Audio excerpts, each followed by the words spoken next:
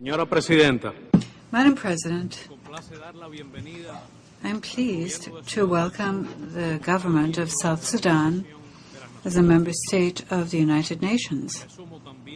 I also join the appeal by all African leaders to urgently respond on an international effective basis to the famine in the Horn of Africa. Madam President, while we debate here, another preventive war is taking place in Libya, with the protection of civilians as the excuse. The United States and NATO, supposedly to avoid a massacre, launched a military attack against a sovereign state without there being any threat whatsoever to international peace and security, and they unleashed a regime change operation. NATO imposed on the Security Council a dubious resolution authorizing, and I quote, member states acting nationally or through regional organizations or arrangements to take all necessary measures to protect civilians and civilian-populated areas under the threat of attack. End of quote. Afterwards, NATO violated this same violation in order to supply weapons, provide financing to one of the parties to the conflict, and deploy operatives and diplomatic personnel on the ground. Now everybody has a better understanding of what the concept of responsibility to protect means and how it can be used. In this war, besides using the most advanced and lethal military technologies, the media were used as weapons by the financial and media emporia which profit from this war and reconstruction operations. As early as February 21, Commander-in-Chief Fidel Castro Ruz warned that NATO was preparing an irreversible war against Libya. Since then, Cuba engaged indefatigably in the defense of not of a government, but of a principle. It is unacceptable to murder thousands of innocent people with the dubious objective of protecting other civilians. History has also eloquently shown that peace cannot be imposed either by war or by force. The Libyan people alone can decide their destiny without any foreign intervention, in the exercise of their right to self-determination and independence, their sovereignty over their natural resources, and territorial integrity. Military intervention in Libya and the growing threat against Syria have been the opportunistic defensive responses of the United States and Europe to the collapse of their system of domination and plunder in North Africa and the Middle East. It is a response to the emergence of genuinely popular movements in Tunisia, Egypt, and other countries. And this is being done to ensure access to enormous reserves of oil and water, and to seize financial assets in times of global economic and social crisis. This General Assembly has the responsibility to exercise its powers to prevent military aggression against Syria. Public opinion should receive objective information and speak up against war. Madam President, President Barack Obama, in his threatening, deceitful, rhetorical speeches of September 20 and 21, described what happened in Libya as a new model. He said, and I quote, "This is how the international community should work in the 21st century." more nations bearing the responsibility and the costs of meeting global challenges. In fact, this is the very purpose of these United Nations. So every nation represented here today can take pride in the innocent lives we saved and in helping Libyans reclaim their country. It was the right thing to do. End of quote. A White House top official is quoted in Foreign Affairs magazine as saying that the new U.S. strategy is more effective and less costly. He is further quoted as saying that the Bush administration strategy considered occupation to be an option. The strategy of the Obama administration is that of national liberation. The strategy of military intervention in Libya could also be applied in other cases. End of quote. Cynically enough, reference is made to military aggression without casualties or the use of infantry, the costs of which would be mainly borne by Europe. Destabilizing a country through subversion, covert operations, and economic sanctions is described, according to this doctrine, as the development of a national movement.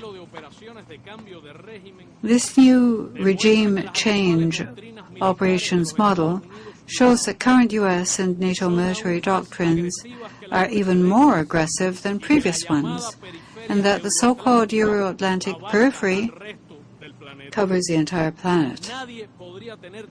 There can be no doubt that Latin America and the Caribbean are included in that notion.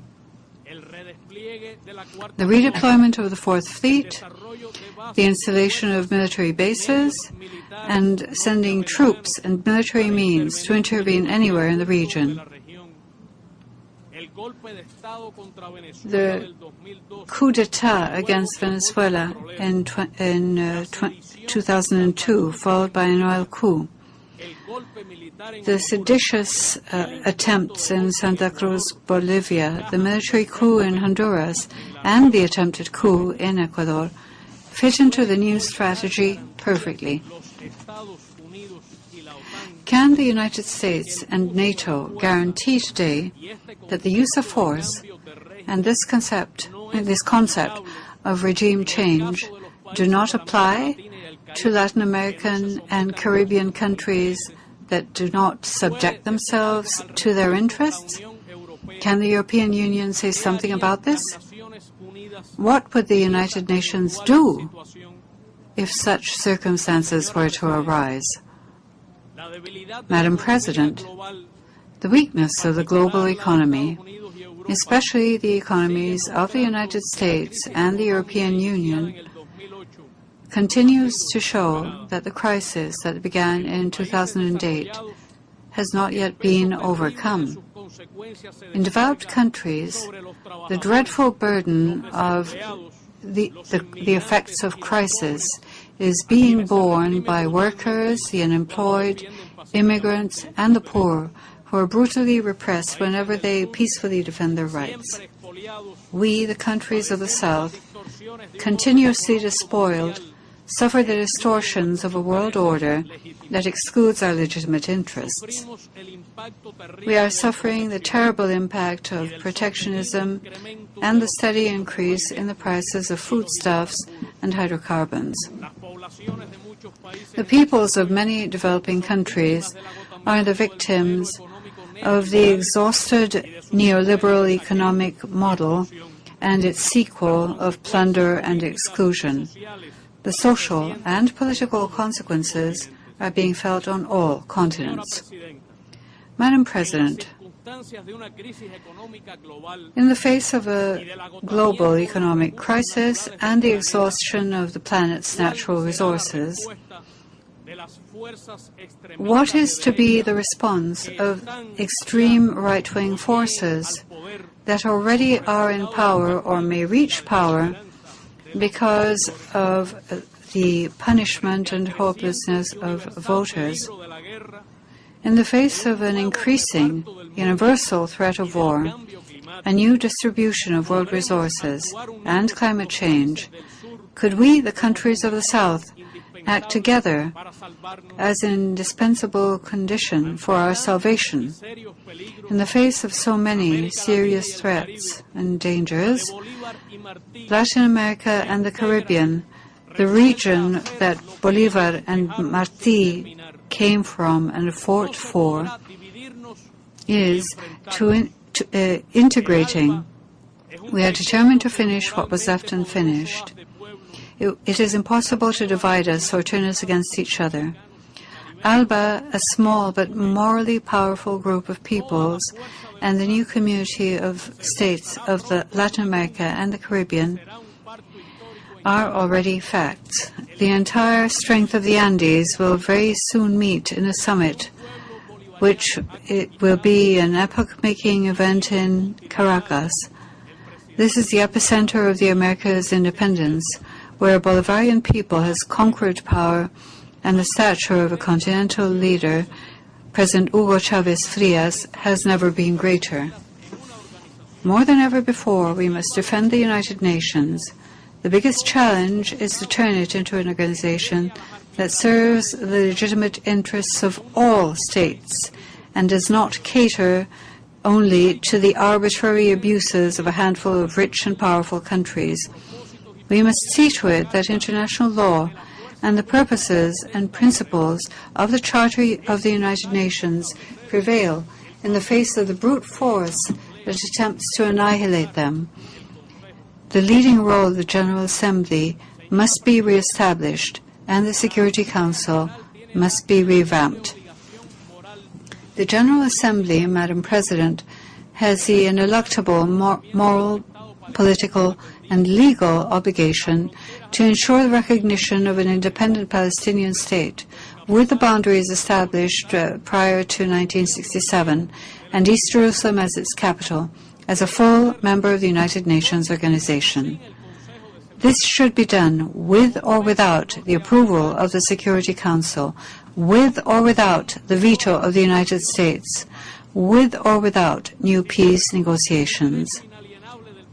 If the inalienable right of the Palestinian people to independence, sovereignty, and self-determination is recognized, if the need to reestablish the exercise of the human rights of Palestinians is recognized, if the blockade of Gaza, the economic coercion and segregation made manifest by the infamous wall are recognized as crimes, if the subjugation of a nation to conditions jeopardizing its very existence is correctly described as genocide, if all member states are supposed to adopt all legal measures within their reach to protect Palestinian civilians, then, Madam President, the General Assembly should take action now. Cuba, a country with a small Jewish community, condemns the historical injustice of anti-Semitism, the crime against humanity perpetrated in the Holocaust, and it recognizes the right of the State of Israel to exist. Our people only harbors feelings of kinship towards the Israeli people, who are also victims of this conflict. Cuba likewise proclaims that the United States has a moral, political, and legal obligation to stop vetoing resolutions of the Security Council intended to protect Palestinian civilians. The European Union should oppose this veto and abstain from supporting the brutal pressure of the empire on members of the General Assembly and the Security Council itself. Europe should also denounce that these crimes would not be taking place if it were not for military supplies, financial support, and the impunity that the United States ensures that the Israeli government has.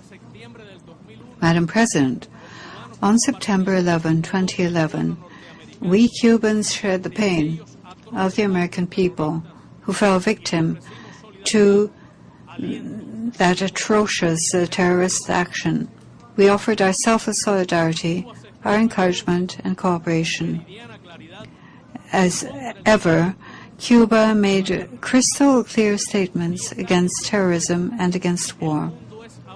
10 years later, the world is even more insecure, because instead of turning international consensus against terrorism into a system of international cooperation to respond to terrorism, the United States invaded and occupied Iraq and Afghanistan, leading to the loss of life of thousands of persons and causing pain to tens of millions. It was impossible to hide the use of deception, torture, extrajudicial executions, assassinations, forced disappearances, arbitrary detentions, and secret renditions and prisons of the CIA in Europe and other regions. The government of the United States desecrates the memory of the victims of September 11 when it continues the prolonged, inhumane imprisonment of the 5 Cuban anti-terrorists who were unfairly sentenced to serve extreme sentences at kangaroo trials for having sought information about the terrorist activities of groups operating with complete impunity from United States territory against Cuba, leading to the death or physical harm to 5,577 fellow citizens of Cuba. Once again, with full respect, I call on President Obama to make use of his prerogative to release them as an act of justice or as a humanitarian gesture, which will be deeply appreciated by their children, their wives, their mothers, their fathers, and all of our people. Mr. President, the Cuban government reiterates its willingness and its interest to move towards normalizing relations with the United States. Today, I reiterate the proposal to initiate a dialogue aimed at solving bilateral problems, including humanitarian issues, as well as the offer of negotiating agreements of cooperation to combat drug trafficking, terrorism, human smuggling, prevent national disasters, and protect the environment, even in the event of oil spills such as the one that took place at the British petroleum platform in the Gulf of Mexico. However, we know that the electoral race has already begun in the United States, and the economic situation is getting worse. The economic, commercial, and financial blockade against Cuba has been tightened. The damage it has created until now has led to losses of $975 billion, according to the present price of gold. Attempts to subvert the constitutional order freely elected by Cubans have intensified. There is increasing pressure from the extreme right and the Cuban-American mafia to revert the tiny steps taken by the government of the United States, which to some degree favor links between Cuban emigres and their home countries and the exchanges between the peoples. In Cuba, President Fidel Castro Ruz has reiterated that we will continue to change in a sovereign way everything that needs to be changed so our economy is more effective and our socialism is even better in order to conquer justice and be able to fully preserve our independence. As Martí said, before we desist from our efforts to have a free and prosperous homeland, the South Seas will merge with the North Sea, and a serpent will hatch out of an eagle's egg. Thank you very much.